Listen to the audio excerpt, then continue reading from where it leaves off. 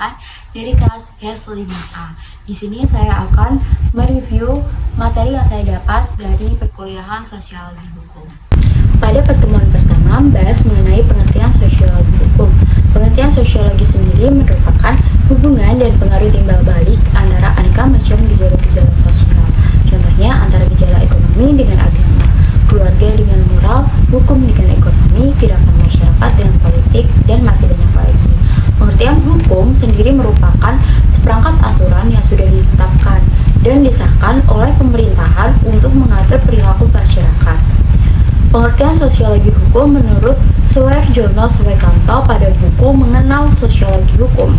Sosiologi hukum didefinisikan sebagai suatu cabang ilmu pengetahuan yang secara analitis dan empiris menganalisis atau mempelajari hubungan timbal balik antara hukum dengan gejala-gejala sosial lainnya.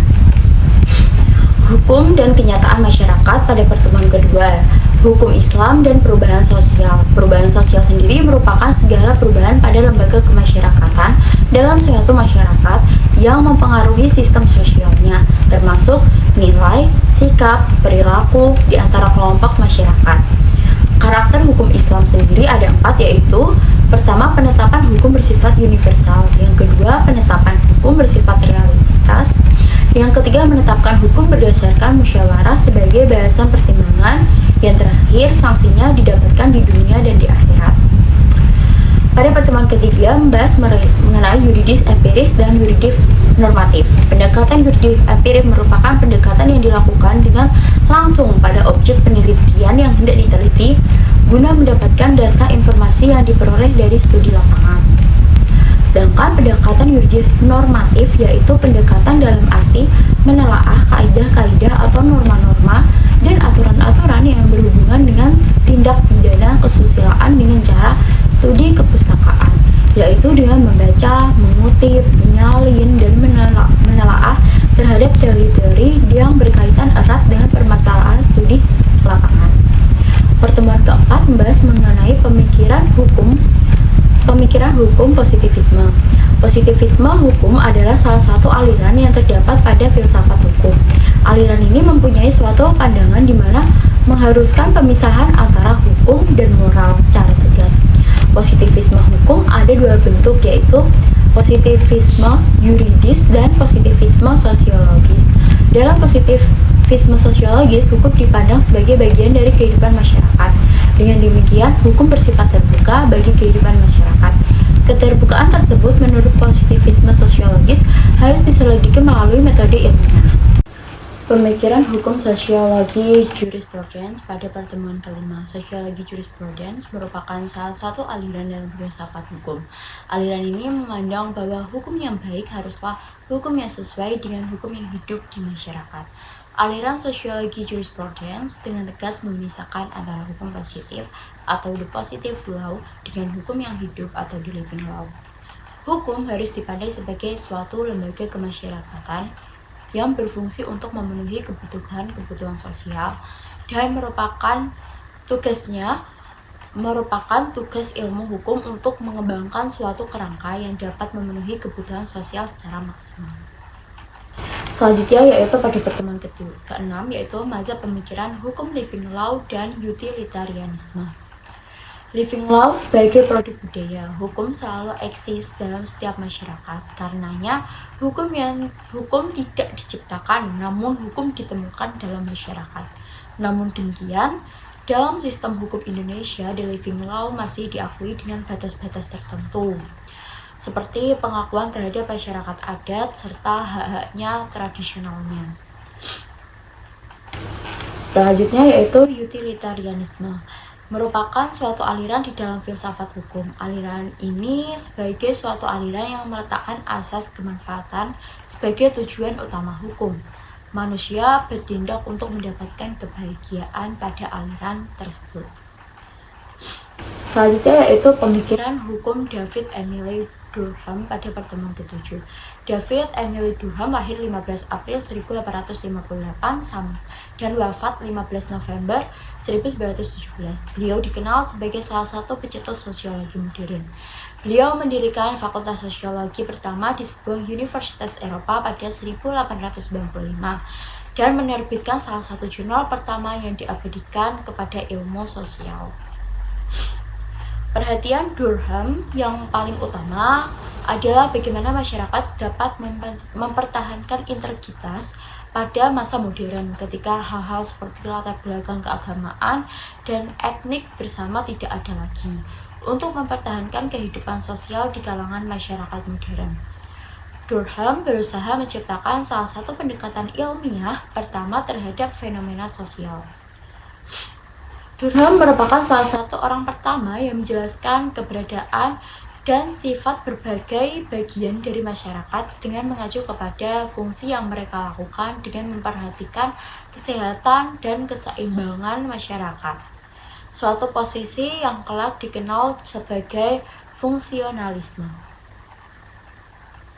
Selanjutnya yaitu pemikiran Max Weber dan Hart pada pertemuan ke-8. Karya Weber dalam sosiologi agama bermulai dari esai etika Protestan dan semangat kapitalisme dan berlanjut dengan analisis agama Tiongkok seperti Konfusionalisme dan Taoisme. Agama India juga sosiologi Hindu dan Buddha. Karya tentang agama-agama lain berhenti setelah kematian beliau secara mendadak pada tahun 1920, sehingga beliau tidak dapat melanjutkan penelitiannya tentang Yudaisme kuno dengan penelitian-penelitian tentang Majmu' Kitab Yakub. 3 tema utamanya merupakan efek pemikiran agama dalam kegiatan ekonomi, hubungan antara stratifikasi sosial dengan pemikiran agama, dan pembedaan karakteristik budaya barat. Selanjutnya yaitu karya Hart yang paling dikenal adalah konsep hukum. Yang pertama kali diterbitkan pada tahun 1961. Gagasan-gagasan terpenting dalam buku tersebut merupakan yang pertama, kritik terhadap teori John Austin bahwa hukum merupakan perintah penguasa yang ditopang oleh ancaman hukum. Selanjutnya yaitu pertemuan ke-9 tentang effectivism of law. Efektivitas hukum merujuk pada seberapa baik hukum dapat diterapkan dan diikuti dalam masyarakat.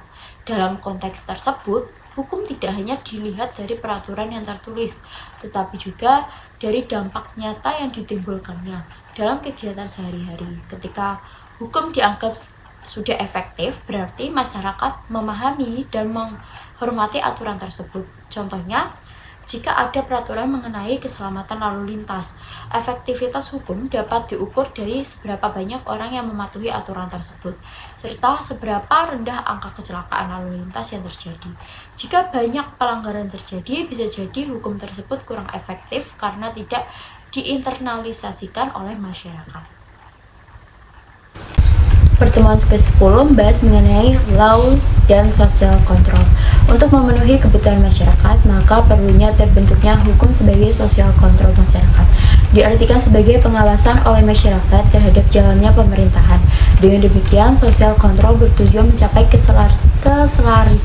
keselarasan antara stabilitas dengan perubahan dalam masyarakat.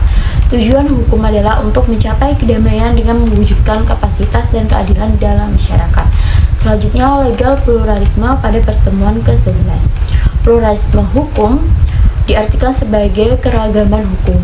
Pluralisme hukum merupakan hadirnya lebih dari satu aturan hukum dalam sebuah lingkungan sosial. Selanjutnya, pada pertemuan ke-12 mengenai hukum progresif. Hukum progresif merupakan konsep hukum yang menekankan perubahan dan adaptasi hukum secara progresif, sesuai dengan perkembangan masyarakat dan nilai-nilai zaman. Hukum progresif pada intinya bertujuan untuk mendorong bekerja hukum agar lebih berani membuat terobosan dalam menjalankan hukum di Indonesia.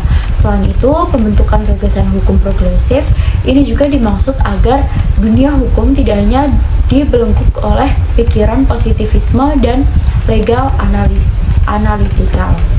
Selanjutnya, pertemuan ke-13 mengenai pendekatan sosiologi dalam studi hukum Islam. Kajian mengenai hukum dan kenyataan masyarakat, khususnya melalui pendekatan sosiologi dalam studi hukum Islam, menunjukkan bahwa agama tidak hanya berfungsi sebagai sistem keyakinan normatif, tapi juga sebagai sistem sosial yang aktif berinteraksi dengan dinamika masyarakat. Sosiologi sebagai ilmu yang mempelajari hukum dan struktur sosial, memainkan peran penting dalam memahami keterkaitan antara agama dan perubahan sosial. Sekian review materi dari saya. Apabila ada salah kata, saya mohon maaf. Wassalamualaikum warahmatullahi wabarakatuh.